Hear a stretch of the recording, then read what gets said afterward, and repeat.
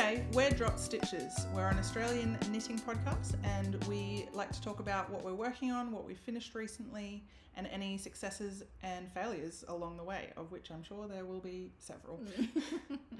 We also like to talk about our favourite Australian yarns, designers, and shops that we like to buy from. My name is Amy. I'm Lee. And we are coming to you today from Ballarat in Australia. So today we're going to be doing, I guess, a traditional podcast episode. So we'll be talking about some finished objects and some whips. And I have no finished objects. So whips and FO, because I have one. Singular FO. So do you want to kick us off? Should be quick. All right. So I have recently finished the Stephen West Mystery Musicale shawl. Ooh. I'll put in some B-roll of this because it's obviously a bit big to kind of show and whatnot. Oh, so this, I love doing Stephen West shawls. They're such good fun to work on. They're a commitment for sure. This is stunning. But I do love, I make a lot of shawls and I really love them. So I did find, where's my whoopsie? I did find a, dropped stitch as I was blocking it. And yeah, so that was a little bit annoying. And I haven't quite figured out what I'm going to do with it yet. It'll get tied in somehow. So Future Lee's problem. Yeah, exactly. I think it's very possible I will wear it with the stitch marker in it for a little while. Yeah. It's too hot for it at the moment, so it doesn't, it's not high on my list of priorities right now. And it's full of mistakes. I mean, it's full of mistakes. So if anyone is ever concerned about, making mistakes and whether that's a bad thing, like really just come and look at any of my projects. They're always full of design elements. So nice though. Oh yeah, there's one. Oh, literally so many. My short rows are janky, just there's so many. So I started this on the 5th of October and I finished it on the 18th of January. I'm not sure I've ever managed to keep up. I think that's a common thing for people, and I don't care. I'm not that bothered. Yeah, because the intention is, so it's a mystery knit along where every week for the month of October, a section of the pattern is released. Yeah. And so the idea is that maybe it's not the idea, but the implication is that you are finishing 1 week before the next week's clue comes out, so that by the end of October you have a finished shawl. Yeah. But they're so intricate and so involved that I just don't see how. I mean, obviously some people manage it, but I don't think I could ever finish it. Yeah. I mean, I always like them because of all of the interesting stitches. Like you learn a lot by doing these. Like I had never done welts before, so I'm kind of excited to do welts. I mean, one of them's a little twisty and all of that, but I love it. The yarns that I used were three Gore Woolen Mills, and the pink is Sally Ridgway. So Sally Ridgway is a dyer in Tasmania, and I really wanted some sort of pinky burgundy kind of is my pop. I didn't use, he often puts a mohair dare in his things, and I didn't put one in this year, but I've got the undyed. Actually, all three of them are the neutral colours are all three undyed from Gore. So there's the grey, this kind of, I think they call this rose, medium grey, rose grey, and cream. And then the Sally Ridgway as well. So where did you buy the Sally Ridgway? Directly online from Sally Ridgway. How did you hear about her? Because I don't think I've heard that name before. I've heard of her in the past. This is the first time I've ever bought any of her yarn, and I had just kind of heard of her around the place, and just thought that was a good way to try it out. I don't know this for sure. I'm making a few assumptions here based on what was written on the website, but I think it might be white gum wool base. Okay. I could be misinterpreting what she had said, but that was kind of my impression. I think it was made from quite a local wool produced to her. So yes, anyway, it's so beautiful. And I think we spoke in our first episode where we talked about everything we knit in 2025 about the fact that Stephen West shawls we made the mistake one year of choosing colours according to his recommendations of colours, and they ended up just being too Larry for us, following his sort of color recommendations. I think neutrals with a pop of color fits much better into my wardrobe. I think now I've done 2 with quite neutral colors with like a pink burgundy pop, so I might need to rethink that for this year. I definitely want to do it again. I managed to get away with almost no spoilers until really late in the month, which is unusual. Usually I end up getting a spoil somewhere along the way. But I managed to avoid it for the most part. And it's so hard these days, like you can't block a tag on Instagram the way that I think you used to be able to. It's so beautiful, and I haven't knit a Stephen West shawl since that first one that I failed at. But this is convincing me that maybe I need to give it another go, because it's just so nice. And I think too, if you don't put the pressure on yourself to finish it, and if I get a spoiler, it's not devastating. It's not the end of the world. I mean, obviously you've got to be okay with not knowing what it's going to come out like, but I guess you've got a reasonable idea for just from how he does his usual designs. But I think if you're not too worried about having to keep up, that makes a big difference. I don't put a ton of pressure on myself, because you've got to allow for, like, I rip things out and start them again, and Anyway, so that's nice. My one and only FO, which I don't know, 3 weeks into January is not 2026. I'll say that like I've done some magnificent 2026 finished object. I started this in October. So but you got it done. But anyway, this is the first thing I have finished, taken off, blocked, and it's folded up beautifully, tidily in my little jumper drawer, ready for some cold weather. Love it. Shall I do my first whip? Yes. So I don't have any finished objects. I did have grand plans of finishing something. I thought I'd be able to like cast on just after Christmas and finish it in a couple of weeks, because it's a very large gauge. But I have run into a problem with that one. Actually, maybe I'll talk about that one first. I swatched for this on December 26th, Boxing Day, so just after Christmas, and it's on a really large needle. I think it's a 6.5 millimeter needle, and it's a lace weight yarn, so it's quite an open gauge. And I thought, I'll have this done. Smash it out. Yeah, I thought I'd have it done within a couple of weeks. And it was knitting up really quickly, and then I ran into some issues. So this is my Phantom Fuzz by Park Williams of Park and Knit. And it is made out of the Suri Silk Lace by Woolen Works, and this is in the Barbie collection, the colorway Flat Feet. So I pre-ordered this at the end of 2023 and got it probably early to mid 2024, and it's so soft. So it's a Suri Silk Lace, so it's a 74% baby Suri alpaca and 26% mulberry silk as the core, and the silk itself doesn't hold the color quite as well as the Suri does, but it's such a beautiful color, and I was so excited for it. This is knit from the bottom up, and we talked in a previous episode about the fact that my hips are a bit larger than the rest of my body. So I decided to cast, it's quite an oversized fit, but I decided to cast on for a larger size than I needed for the top half. Right. So she recommends sizing based on your bust measurement, but I decided to size up in the hip. So I cast on for a size 7, which I think is the 2XL.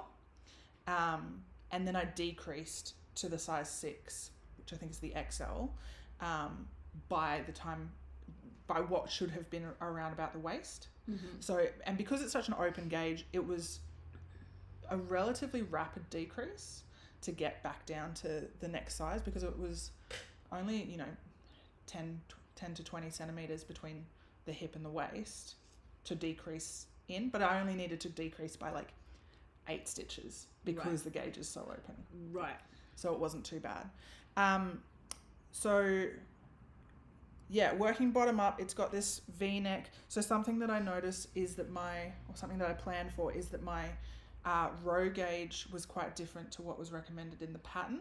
So I hit the stitch gauge, which was I think 18 stitches, but I did not hit the row gauge.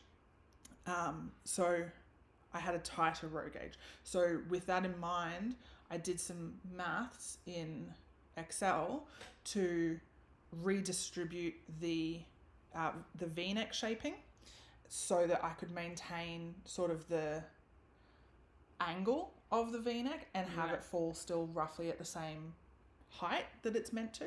But somewhere along the line, something went very wrong, and this is far more oversized and far longer than I ever intended it to be. And we might insert some B-roll of me trying it on, because the armhole is just really, really deep. The length, I could basically wear it as a dress. I was just going to say, it's got sort of beach cover-up vibes. Yeah. And obviously, like, it's still missing the sleeves. Like, there's still sleeves that need to go onto it. Okay. But once I figured out that it was way too big, I just put it to one side, because I need to figure out what I'm going to do. And I think the end result is I need to recheck my gauge. It's possible that my gauge swatch lied to me. I've heard that's a thing. Yes. So this is why I'm not a fan of them. Not a fan. Yeah. But I guess you get ever so slightly closer sometimes. Yeah, sometimes you don't. Yeah. So yeah, I need to refigure out what my gauge is and figure out what actually went wrong here. I think like the width of it is roughly right for what I wanted, but it's just way too long in the body. So I need to figure that out. So yeah, it's a real shame because it's stockinette in the round for the most part. So it's been really easy to knit on and just. But is it going to be a complete pain in the butt to unravel? Yeah, I am worried about the fact that it's not mohair, it's suri, but I am still got worried. That sticky kind of vibe, right? Yeah, that is. And it's fine and fluffy, and that is a concern that I have. So we will see how I go with the unraveling. I only have. I think I have 3 skeins of this yarn. I think I have more than enough for the sweater, but I don't know if I have enough to have to completely restart. So yeah, I'm a bit disappointed, but it is what it is at this point, and I'm going to try that trick of putting it in the freezer. So people say to help you with unpicking mohair, if you stick it in the freezer for a few hours, it hardens the fibers up, I guess, so that you can frog it more easily. So I'm going to give that a go. And you find it, I suppose it hasn't been particularly warm until recently, but like, is it like super painfully warm to work on? No, not at all. No, I don't think so. Like, that's good. It's a bit warm, but it's also so light. Yeah, put it in the freezer, and then you got this nice cool thing to put on your lap. Yeah, exactly. Day. Yeah. So yeah, perfect time to unpick it. So that is my, I guess, task for the next few, who knows how long. Report back. Yeah. Hopefully in the next episode I won't have any progress. She'll have a nice cozy cake, hopefully. Yes. Fingers crossed. We shall see. Flat feet. So that's boo. That one. Tale of Woe. Yeah. Your turn. I have Tale of Positivity to balance the Tale of Woe. Alright, so this glorious piece of knit. Do you want to hold that while because I can't do 2 things at once apparently. So this is the Belle Mullet pullover by Andrea Gaughan. I haven't talked about this before, have I? So I cast this on. When did I cast this on? I casted it on the 18th of December, and I'm making it for my partner. I'm making it out of Gore Woolen Mill, a theme here. They're La Bella DK undyed, and it is so much fun. I'm really enjoying working on it. The pattern's actually quite easy. I've made a couple of mistakes. I've got a couple of cables that are like not crossing the right way or whatever, but it's a feature. I don't care enough about that. I have ripped it back a couple of times. I did at one point when I was knitting the front panel. I actually had the wrong number of repeats across the front in that honeycomb section that's down the middle. And I can't even remember how I found it now, but I was going along and I thought, something's not quite right about this. And then I realised I was heaps short, so I had to rip it back. So I probably ripped back about, what's that, like 10, 15 centimetres maybe. Which I didn't super mind because I've really enjoyed making it. So I sort of, like, I pretty much had no choice. I thought I've got to rip this back because otherwise it's going to be too narrow in the front, and that's... Right, so it wasn't that it was too oversized, it was... No, it would have been too few. Yeah, okay. And I just didn't want to risk it not... Because I had got him to try it on a couple of times just sort of to see how it was sitting on his shoulders and stuff like that. And so I just didn't want to get heaps of the way through it only to find out that it wasn't going to work. Yeah. I'm already knitting it off gauge. Oh. I'm knitting the size E with the goal of getting a size D, I think. So I'm only knitting one size up. And I'm kind of expecting it to grow a little bit with blocking and and he doesn't want it super big anyway. So I it's good fun. It's really good fun. I took it to pub knitting. I went to pub knitting a couple of weekends ago. And, everybody has really easy stuff. And I just didn't have anything. And I kind of didn't have anything that I could get on my needles either that was going to be easy. I was like, I'll just go and I'll see how I go. And if I make a mistake, it's fine. I'll just unpick a bit. I won't get that much done in the time, I'm sure, anyway, because I talk a lot. And everybody was like, oh, no, you can't bring a cable project. What? No, you can't. I was like, let's just see. And I did not make a single mistake. Well done. I didn't get a lot done. I probably only did 2 or 3 rows, maybe. Yeah. And I had sort of started to make a little bit of a mistake and realised and tinked back a bit. But it was like, I should have done that 6 stitches ago, whatever. Like, it was really easy. It was really quick and easy to fix. So, so it was actually quite good fun. So I'm quite proud of myself. I probably don't want to make a habit out of doing that. Yeah. But I was pretty impressed. Like, I've made mistakes just sitting on my sofa. So, It is so squishy. It's really and nice. soft. Yeah, but it's still... I was going to say it's quite light. I don't know if it is, actually. It's kind of... It'll be weighty once it's got everything on it. It's not super heavy right now, but it isn't finished. Yeah. Like, it's not even a full body yet. Yeah. But it feels so nice. Yeah, the yarn feels really nice. Really lovely. The cables feel really nice. Yeah. It's gorgeous. So I think my next... I've obviously still got quite a bit to go on the body, but I'm actually thinking about casting on the neckline and doing the collar, because then you can try it on with the collar on. Yeah. And that'll just give me a bit of a change. That'll be easy to knit on the train. Like, I have quite a long commute, so I'll be able to knit that on the train. I did the same with the Moby.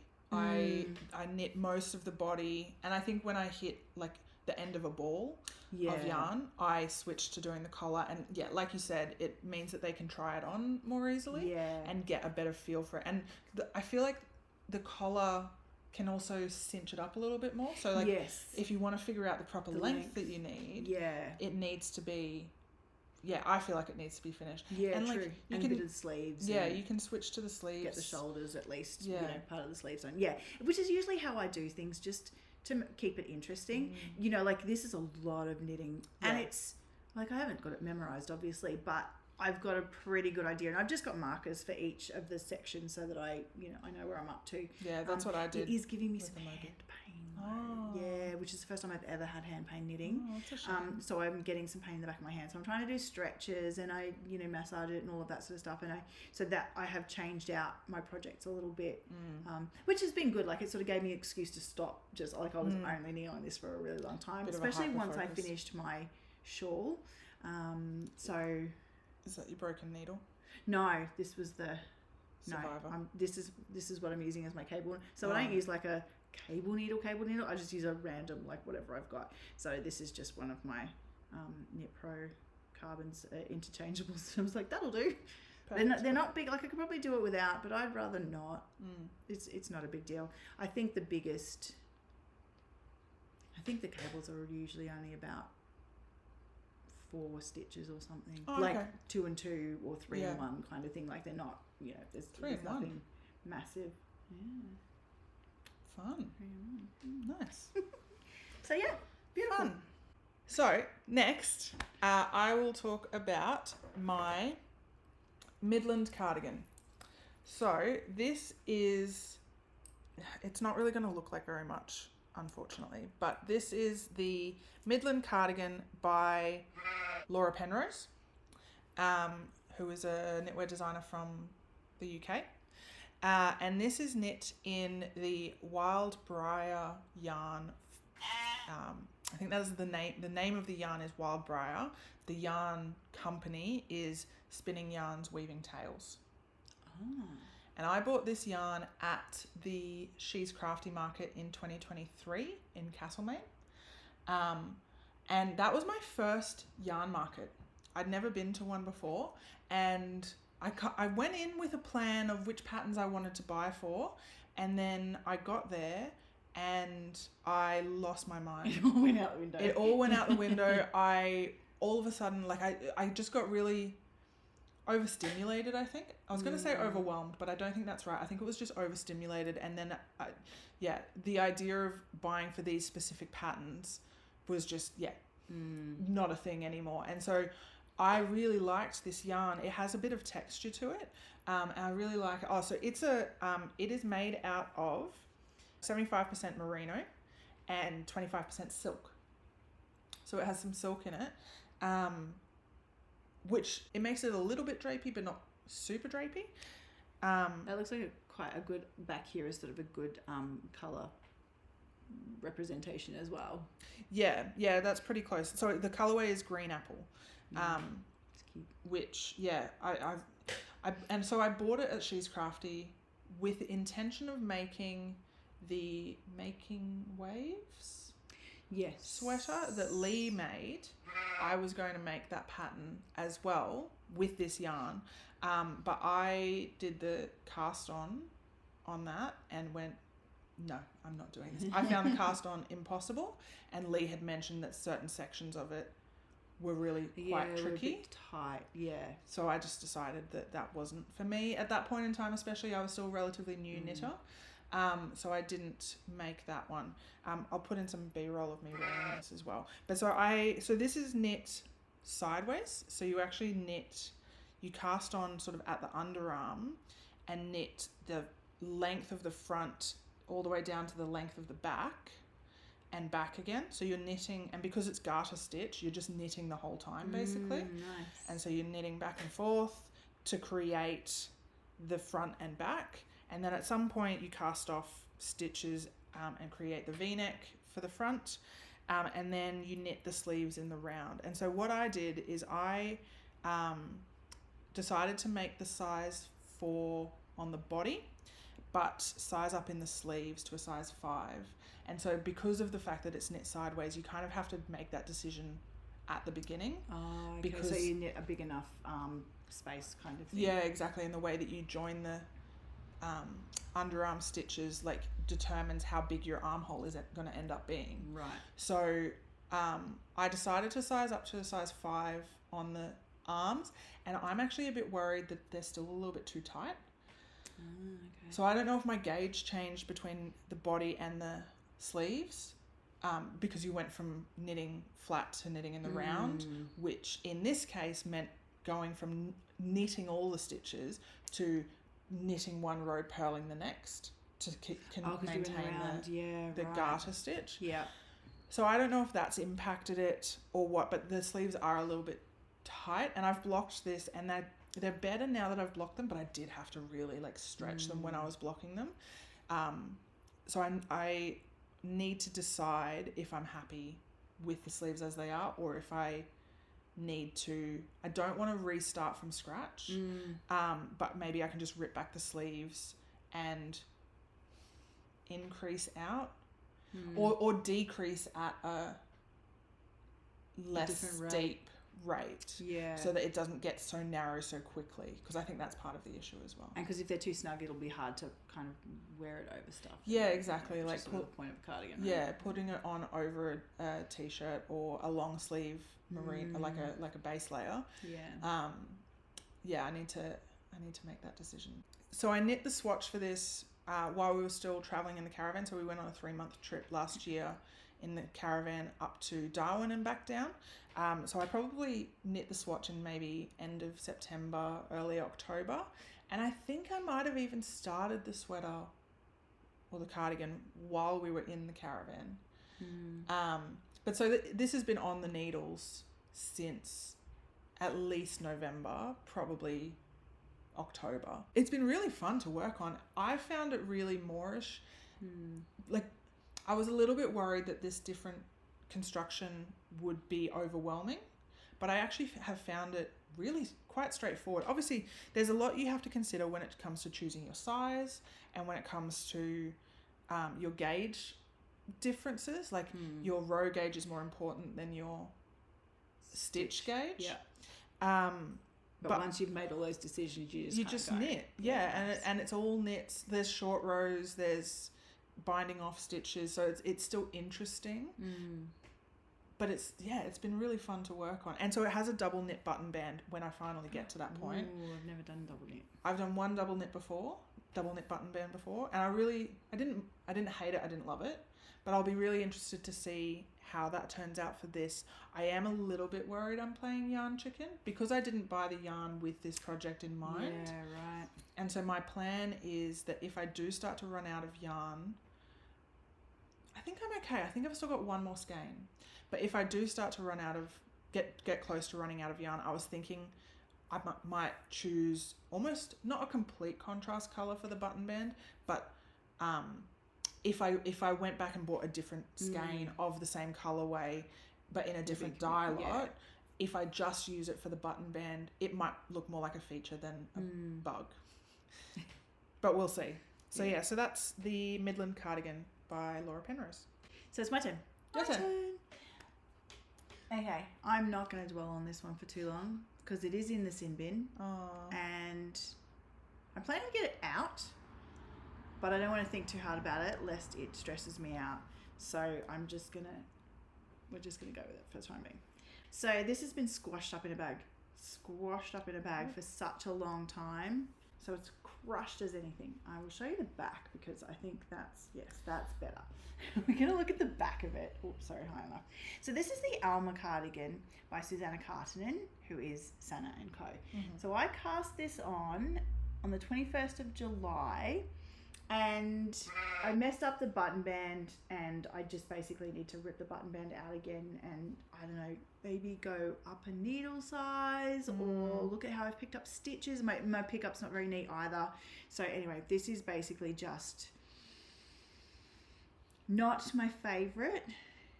I love it, and I have put so much work into it, so I'm really determined to fix the issue with the button band. I think, like, it's black, so that was not very clever in the first place, and so I think the black combined with, sometimes I can be maybe a little bit of a rush perhaps, and I don't really think too hard about what I'm doing. I just kind of do, and then afterwards I go, oh, well, that's ruined.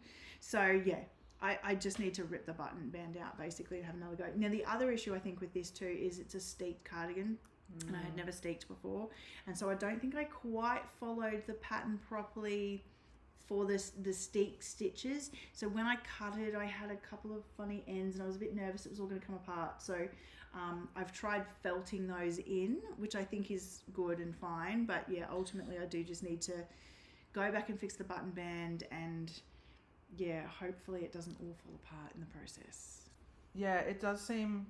It's like really tight. Like maybe I think because it's a little bit bunchy in places. Yeah, the whole thing, like it's cinched. The whole thing's just cinched up. Oh, that's a shame. So the black is Tandi, who are Tandworn Court is their actual name, but everybody just calls them Tandi. So I got this at the Gore Christmas market in 2024.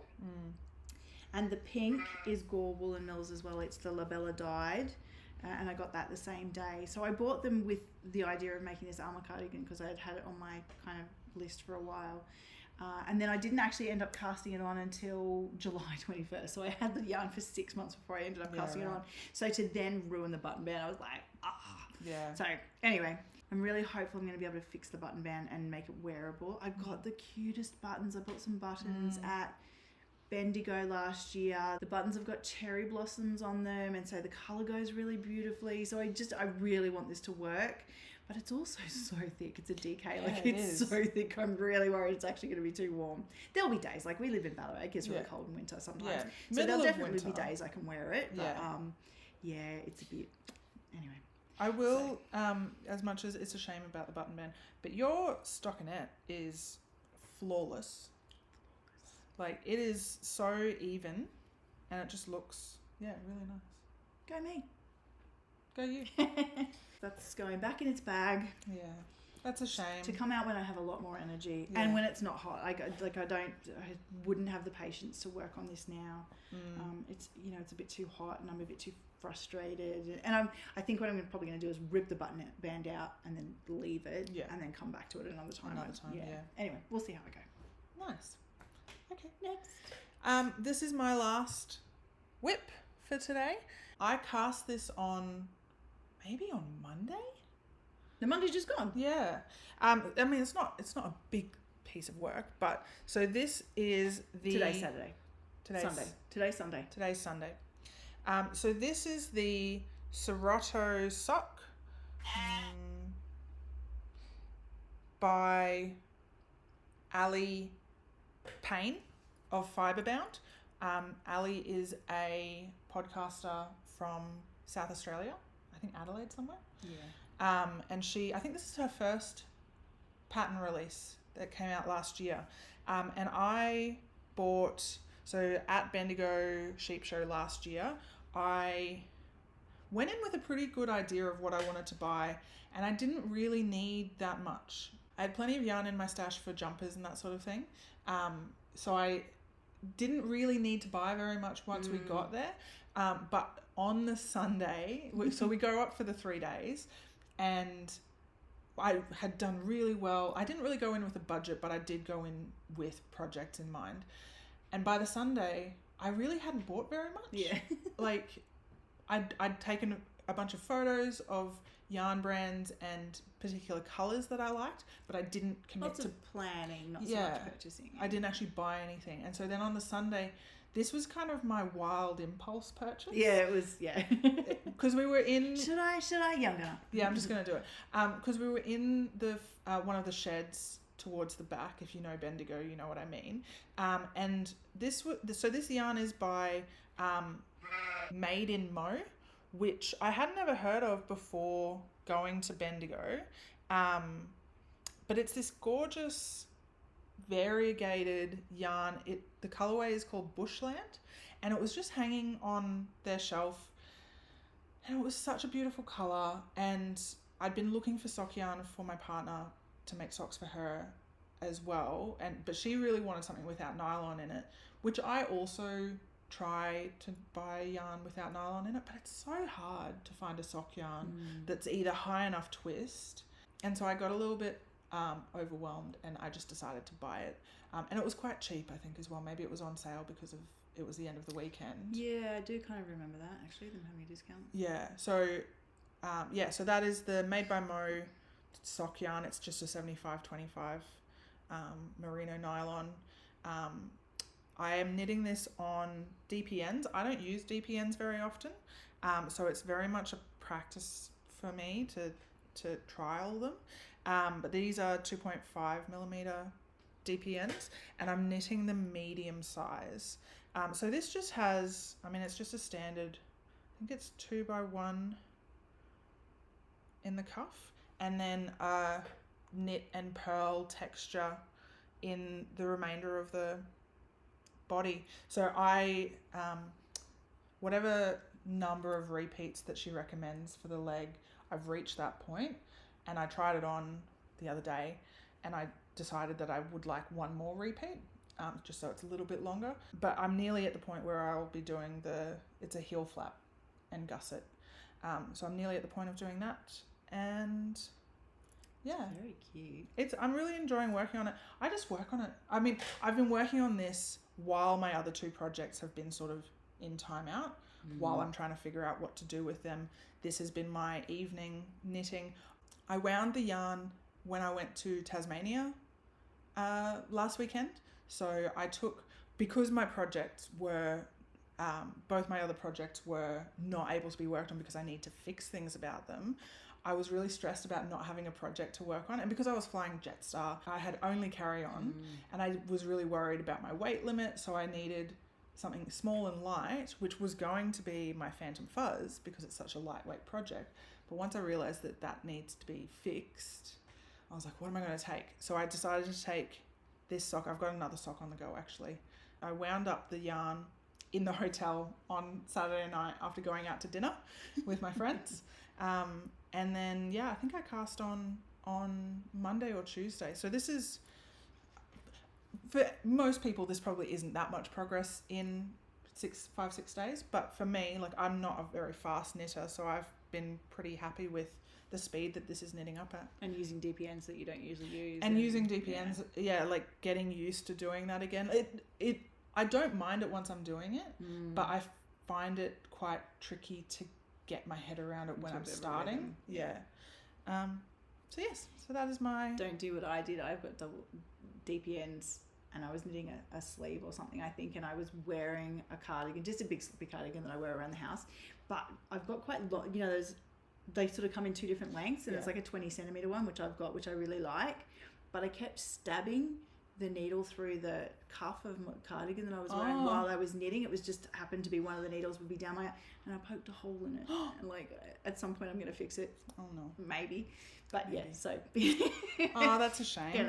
Just got to watch out for these things. I just didn't even think about it. I'm at no risk of stabbing my cardigan at the moment because it's just there's no cardigans. Too warm to be wearing a cardigan. And they're not as long. Yeah. I think these are 15 centimetres. Yeah. Okay, so my fourth and last. My last work in progress is a sweet shop blanket, which is a Laura Penrose pattern. We've got 2 Laura Penrose patterns in this podcast. Look at us go. So these 4 squares are the 4. Thank you. Are the 4 that I had already done. So I started it in April last year, and my intention was to basically use up scraps ultimately, which I guess is sort of the thing, right? It's the plan. So I'm kind of just making it up as I go along. I'm going to use all sorts of different things, so I don't even know how. I don't think I'll be putting too much stuff on my Ravelry project. I have created a project for it, but I'm not going to list 35 different yarns, so I'm just kind of making it up as I go. It might be nice to document, because if there's a lot of scrap, it might be nice to document where the scrap came from, like even just naming the project. Up to you. Maybe you don't have to. So I think I'm more or less using 4mm needles, mostly because I've left the packet for my 4mm needles in my basket of stuff, and so I was like, oh, clever me. And then I tried to do this most recent one yesterday. I picked it up again yesterday. I haven't touched this in months and months, and I picked it up again yesterday to use this kind of burgundy color. And I knitted on the 4mm, and it came out really tiny, which I guess is the risk, right? When you're using all different yarn and you don't really sure what size they all are and that. So I did that. It was coming out way too small. So then I switched to, I think, 6mm in the end to knit, and it came up actually a tiny bit bigger than it probably, it's a bit gapey and went, but I'm just so not bothered. And then the white, because I'm using all the same, the cream color, I'm using 4mm for those.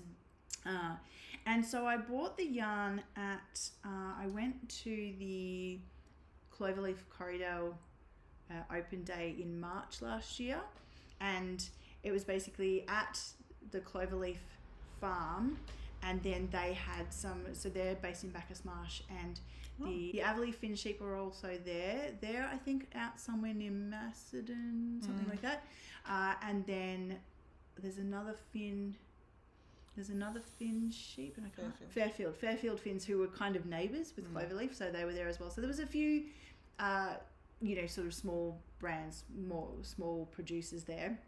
And so I thought in order to support everybody, and I knew I was going to need a lot of white/cream, I ended up buying undyed from each of them. Like I bought a whole bunch of it. How fun. Yeah. So this is the white that's in each square was bought at that market. Yeah. Yeah, right. Yeah. Not that like all of the colours are... All the colours are like and leftover ones. Yeah. So there's, like the 3 I've already put... The 4 I've already put into it were from a shawl that I made, a triangle shawl that I made for my partner a couple of years ago. But I made a triangle shawl, and he's not really a shawl wearer. Like he doesn't mind a scarf, but his shawls aren't really his thing. Yeah, so that's sort of my plan. I've just got some really random stuff that, like, over the years, I think this one's from New Zealand. I think I bought it in New Zealand like so many years ago. Yeah, just really random bits and pieces, which is, I think, what I said in another podcast was, that's kind of what my stash sort of ends up being. And I just get a bit tired of having all these random bits because I hate waste. And then there's a lot that's not, like, it's not going to be worth passing on or destashing or anything like that. So I'm sort of like, well, if I can make this, we've got a big leather sofa that's going to be quite cold in winter. So I think if I can I'm just going to work on this forever. Like, I have no goal for the size, or I think I would even be nervous to actually block it in case they run. So I might just throw it on the sofa and whatever happens to it happens. I have some colour catchers at home that I used when I blocked my funfetti. Someone messaged me on Instagram actually when I posted about working on my funfetti. She was like, oh, how have you had any issues? Because I showed a picture of my swatch, and she was like, have you had any issues with the colours running, because they're quite vibrant colours? She basically recommended to put a colour catcher in just in case. And I don't think that the colour catcher, like the colour catcher barely discoloured. So I don't think that it did run at all. But so now I have a pack of colour catchers if you wanted. I mean, I guess the one I'm most worried about is this burgundy that I've just put in it, because it's so dark.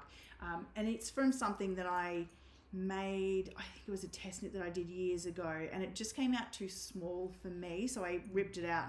But because it was too small, I basically used up everything I had, so I don't have enough to make anything. I could probably make a hat or a scarf or whatever. But I've sort of got it in bits and pieces, because I think maybe the way it was put together, there was a lot of like smaller parts. I get to keep breaking the yarn. So so that's probably the one I'm most worried about. But also my care factor's pretty low. I think this will just be something I want to just sort of have around, work on from time to time. I'm not even too fussed about the colour choices. Like I'm sort of hoping to just grab and just it goes where it goes kind of thing. So Isabella from Breathing Yarns. Yes. She was working on a kilometre scarf, I think over Christmas. She said that she often overthinks her colour combinations and how she puts colours together. And so she said with that one, she gave herself the rule that the next colour only has to look good with the one before it.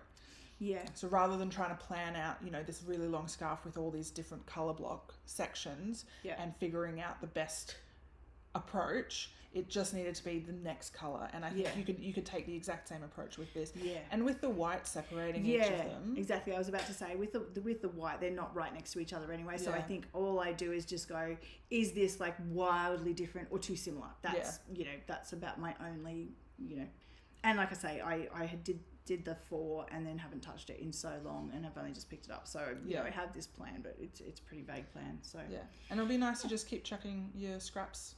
Yeah, exactly. Like I kind of like the idea, and you only use about 10 grams per square or something. I think it's not very much at all. So I will still have heaps. I could probably make 2 realistically. So I think my idea to kind of use up my scraps, I don't know that I'm ever going to use them up exactly, but if I can, get a bit more out of my stash, that'll make me feel better. So fun. So that'll just be an ongoing thing that I'll probably show from time to time when I've put maybe every few squares or something. I think it's going to be on the needles forever. So nice. Love it. That's all. Perfect. And I think that is everything for both of us for this week. This week, month, for this amount of time. So we will be back at some point with another episode. Let us know if you have any thoughts on ways to fix some of the mistakes that we have made. If you have any suggestions on my oversized Phantom Fuzz or Lee's Alma cardigan, we're always open to hearing feedback or suggestions. And yeah, otherwise, I think that's it. We'll be back again soon, and stay safe until then. Bye. Bye.